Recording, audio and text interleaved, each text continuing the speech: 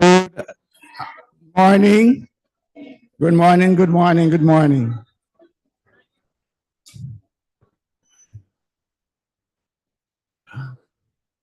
Good morning.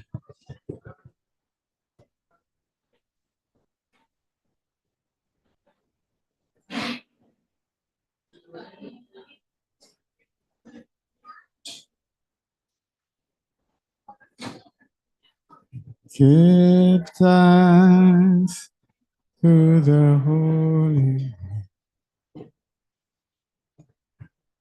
Good morning.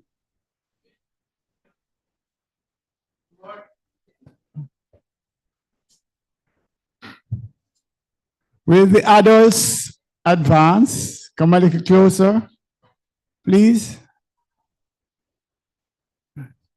Part of this class, could we come a little closer?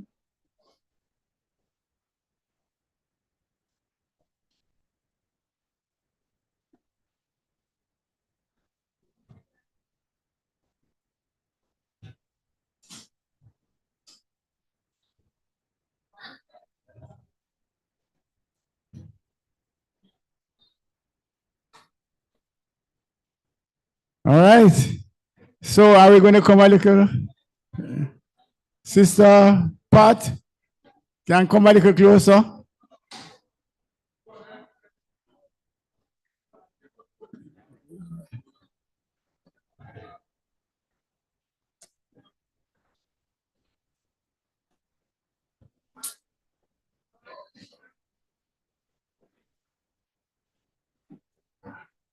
Okay. All right. So I'm going to ask you to just bow with me. Almighty God, we give you thanks for this opportunity to come to learn more about your will for our lives. We ask that you would guide us. Help, Lord, that whatever we say and do will be in accordance with your teachings. Pray all of this in Jesus' name. Amen. All right. So sometime last year, or was it pre-COVID, we were doing some work on selfishness. Seemed like a long time ago. You were even here. I think so. Brother Andre was here. Selfishness, yes, and generosity. So we had looked at some manifestations, and these were some of them. We need to move forward, right? Because this class is going very slowly. We could be here all year. But so here are some manifestations of selfishness. I just wanted to go back here so that we could kind of put it in context. We're supposed to look at impact and all of that kind of stuff. Let's just run through quickly some of them. So communication, and this is a much wider approach to looking at selfishness than we would normally do. So if Sister Paula is talking to me and I am interrupting her, you wouldn't regard that as selfishness, or would you? Would you regard that as selfishness? It's not, yeah? Sometimes. Well, in this class, it is one of the manifestations of selfishness, because basically what we are doing then is that we are saying to Sister Paula, what I have to say to you is more important than what you have to say. And what is important to me takes care of whatever it is that I do. So it is that kind of understanding of selfishness. So if we're going to stumble at that one, maybe we need to stop, because some of them are as much a stretch as that. But just think about it in all seriousness, though, that here we are. Especially, let us not talk about a casual conversation, but let us say there's a heated issue. There's an issue that we really have, right? So me and Paula have a problem, and we're going to have a discussion around it. And she started thinking, no, it didn't go so. No, man. And then she, is there where's the generosity in that?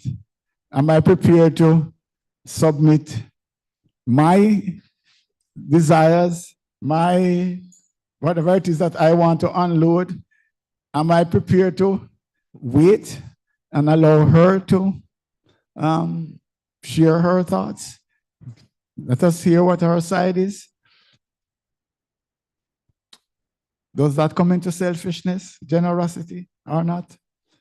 One thing is sure, whether you want to call it selfishness or not, it does impact our interpersonal relationships. Yes? And one of the challenges that we have while we're dealing with this heart condition, this selfishness issue, is how it impacts our relationship, how it impacts our relationship with God, with others, how it impacts ourselves. So that's why I wanted us to run through these again, so we have that perspective as to what it is that we're talking about when we're talking about selfishness. Yeah. So can we now agree that all the time that our anxiety to share our thoughts and to cut off others in the middle of their sentences is really an act of selfishness? That, you know, and it is said, we see this in our workshops, that for many people, a particular behavioral style, you get a chance to talk while they are thinking what they're going to say next. So really and truly, they're not listening to what you are saying and then being able to say, okay, fine. In that context, let me see what else I should say. When I onboard that, when I listen to that and hear your perspective, let me give that some thought, and then maybe I have a response. Yes? No? Yes? Okay. I don't like the quiet class, you know. I get nervous when my class gets so quiet. All right. Similarly, my time over your time. Yeah.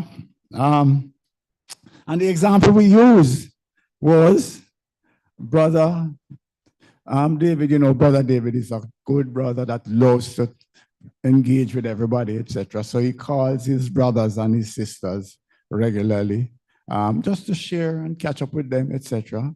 So I get my call from Brother David, and I get my call from Brother David, and I'm getting my call from Brother David, and I'm getting my call from Brother David, and Brother David is sharing, and he's sharing because he's a good brother, and he's engaging, and he's sharing, and sharing, and and it's good. Is that healthy, right? That's a good brother. Yes? Amen. When it's so quiet, he's doing a good thing, right? Yes? You don't call your brothers and talk to them and sisters. It's working in a congregation that you don't call people and talk to them. Yes, okay. So that's good. So we should encourage that, right? I don't believe this. When you come closer, man, because you're not hearing me. Right? I believe you. That's a good thing, right? Brother David, you are the man doing it. Is that a good thing, right? Huh? Oh, okay. Okay. All right. Okay.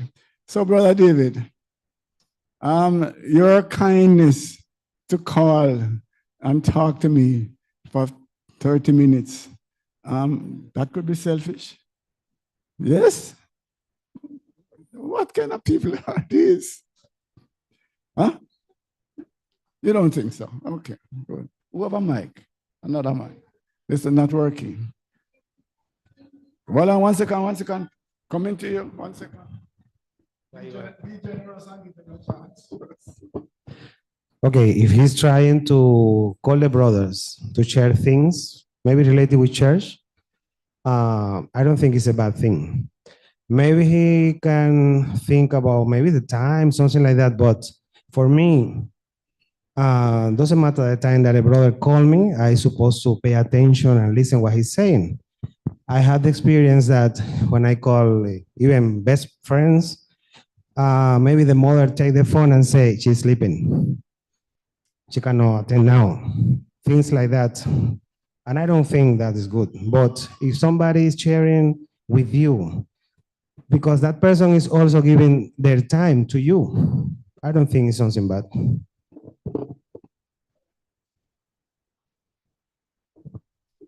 Remember in all of this, nuances, right? Nuances. So good afternoon, everybody. My perspective is that communication is two-way. So the brother is willing to call and give you some of his time as well.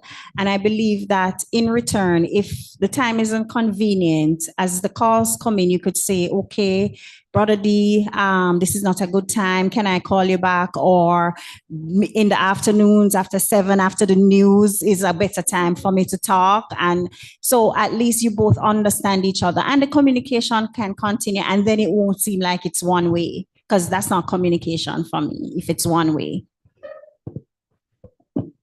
All right. We're not going to spend the whole time, but I'm just saying, but that's the idea though, is that be conscious. In other words, don't be unifocused, where I'm only looking to say, well, okay, I need to get this done because this is a good thing I'm doing, and I'm going to just call and just talk. At what point am I thinking, but hold on, I wonder if Brother Smith is busy. I wonder if, he can do this right now. Maybe he's even driving. Do we want to do that? That's what I'm just saying. It's just the idea of not only looking from one perspective, but also seeing how this is landing, understanding where the other person is. That's the idea. So there are nuances. There are points in time now where the shoe needs to be on the other foot as well. Is that, man, I really wanted to watch this game, but the person is talking to me about something that he wants to get off. Am I willing then to say, hold on, it's all right. Maybe let me put this on, record this and watch it afterwards and talk to my brother. So it's a two-side thing. It's just the question, all of this is about mindset. Is my mindset coming from me, or am I conscious of what's going on outside of me? That's the concept. All right, relationships. All right, we did this before, but anyway, new people are here. So the flexibility. I don't know. The people who are married have this challenge, right? Where you're asked to do things. And some people have an agenda. Clearly, the whole day plan out exactly what I'm going to do at a particular time, etc. And when the request comes in, that time slot was actually allocated to something else. We have a challenge. Yeah, I think Brother Grenell was here and he caused a lot of interest about the use of his time, where I think he had another priority, and the priority was to go home and rest his weary body. And there was a thought that he could actually spend that time driving people around somewhere. Is that correct, sir? Is that the correct understanding of your thing? And as a result of that, there might have been a little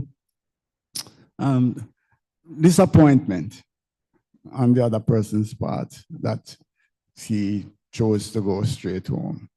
And that happens all the time. So the question is, where does it land? Should I see, brother, I read even whatever it is, and I still won't ask him to carry me around, drive me up and down, etc. Or should I be saying to him, go home, brother, and rest? And if I ask him to do that, and he says, no, is he selfish? Who is the selfish one? And who is the generous one? You see where this is going? No? Right. So, giving with conditions. Right. That is the other thing. Yeah. I will do this, but, and it's, yeah. And the buts can be really so demanding that maybe you never bother really do it. I prefer if you never do it. Or it might not even be a but the attitude, the body language, the whole demeanor is such that, something, no bother do it. So I need to deal with it. Is that part of, if we're thinking about selfishness, think about the other side of the coin, which is generosity. Am I being generous in this moment? Yes? When I'm being asked to do this, and there's everything in my body that is saying, something, I don't want to do this, but I take the quarreling, so I'm going to go and do it. But man, trust me. Is that a generous spirit? No, it's not. But it's a real life thing, right? Anybody can identify with these kind of things. And that's why when we're looking at this whole issue then of selfishness and generosity, yeah. Think about Christ. I need to go and make people drive mail through my things. I'm going to do it though. I'm just saying to you that sometimes the mindset then needs to get to another level where I don't know, I certainly not there, so I don't even know that I should be up here talking. But can we get to a place closer to denying of the self? That's what I'm saying to you. Because the reason why we're doing that is that I want to do this right now. I don't want to have to cut the garbage right this minute now. Right? I know it's think and it's full and I can't hold it anymore, but I don't want to do this right now. So who don't want to do it right now? It's I. And that's what I'm saying to you. A lot of the things that we get upset about is because it's not pleasing to us. It's not a desire that we have at this moment. How can we get to another place now where automatically more just part of our DNA? That's why I'm looking at it and I'm saying, okay, fine. You know, so I really need to send off this thing right now, but the garbage needs to take out. Is there something I can do to help my family? Is there something I can do to help my wife? You know, so the whole thing is, in this moment, is there somewhere something I can do for somebody else, etc.? Is that possible? Can we get there? I know Paula is there. Yes? Yes. The husband will agree. Yeah, I just want some coaching from you, Paula. Brother Smith, my concern with number 4, there's some people who always just want to collect or to receive. They don't give. Should I really want to give such a person anything? Because the truth be told, if somebody's nice to you, you tend to be nice to them. But would that set me at another level if the person don't want to give and I'm willing to give to them? Is that what you're asking? You know, because it's not easy when there are people out there. If I even take it outside of a relationship, you give a man something today, later you pass, you see with a spliff. Use the money by ganja, bill a spliff and no smoking. And then tomorrow I'm passing back there and he's asking again. And he's saying, I'm really hungry. Can you give me something? What do you do in a situation like that? Give back the mic and you answer the question. Give food. Don't give money. Give food. But even that, trust. I'm looking at the man. I will laugh because that is so funny. So one morning we dash into church. We're at Dewey at the time. And there's a man kneeling down on the grass with the thing, whatever it is. And it just whatever. Right? And so we stopped and said, Mass, I haven't ate anything, whatever it is. We turn back home and go and get food and we gave the man. I don't want to tell you this, but the man was in the same position the week after. Okay. Do you think we should turn back the next week? I don't know. That's a question for you. You know the little man with the motorbike? Anybody know the little man with the motorbike that always out of gas with the little baby on it? You know that? Oh, I was always near a stop sign with a little child on it and it run out of gas. And run out of gas. That run out of gas. It just have a special location that run out of gas. Any high traffic area, that's where they run out of gas. So those are the questions that you have to ask. Do I still give? Suppose this time it really, or this man was really hungry, etc. I don't know. Those are some of the things that we have to consider. I was just thinking you just have to have the mind of giving. Sometimes you don't bother to overcomplicate it and think about it. It reminds me of forgiveness, having a mind to forgive. No bother go through, oh, if they do this, I'll forgive or not. I find that when you do it it frees up your mind. You feel better in your spirit. I think God is pleased with you. I'm not saying that you just be wild, but having a mind to give, it frees you up. I'm trying to figure out, should I give this person or that? You just give and move on. That's my opinion. Good philosophy, but yeah. I don't know. Let's go forward. Dodging responsibility.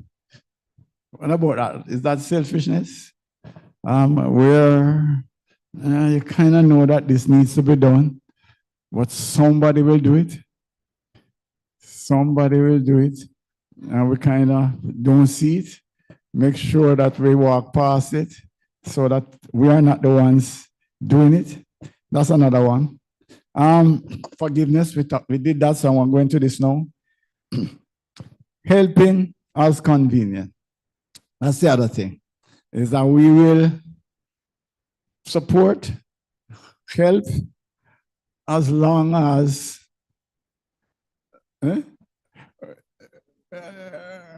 it's convenient. You know, if I don't have anything to do right now, I will help you, etc. Or, you know, as long as it's not so inconvenient. Yes? And one of the things that we talk about with that is the ease with which we can, like, use money, etc. When we come back to time, we can talk about that. And the expectation of recognition. So I am very, very kind. Yes. Because I want people to say, Brother Smith, you know. But you want to talk about kindness and unselfishness? See, Brother Smith there. But where is it coming from? Is it coming from a genuine place of, nobody can judge you, you know. Then you have to just know between you and God as to whether this is being done so that, you know, when Brother Grenell preached him, you can actually say, boy, you know, see an example there, you know, if you just go to Joseph and whoever, see a man there, right, yourself, that walking with you. Is that part of the dynamic? Don't know. All right.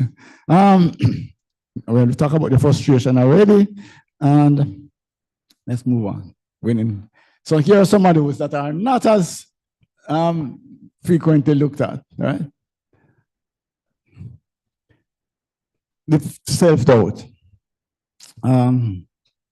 where you actually get so preoccupied with what's happening with you, with your problems, that you can't see beyond them. I don't know if I'm explaining that properly, but you have some people who are so caught up in whatever it is, the problems that they have. I'm not articulate, I don't have the degrees, I don't, whatever it is. There are problems that I have that you should recognize. You should, if you only knew me or knew where I was or what was happening to me, you would understand. And you wouldn't expect anything different from me, or you wouldn't expect me to do that because you don't understand what's happening to me. Could that be selfishness?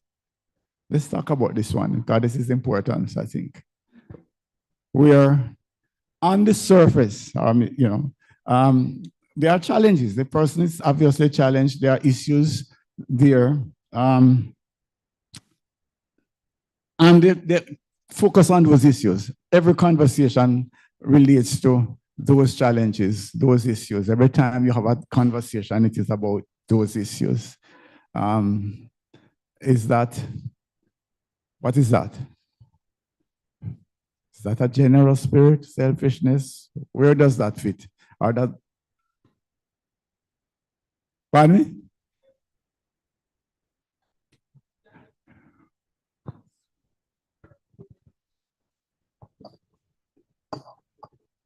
Yeah, I believe it's selfishness because you want other persons to know what is happening to you, and hopefully they can help you to solve your problems. Yeah, I believe it's selfishness.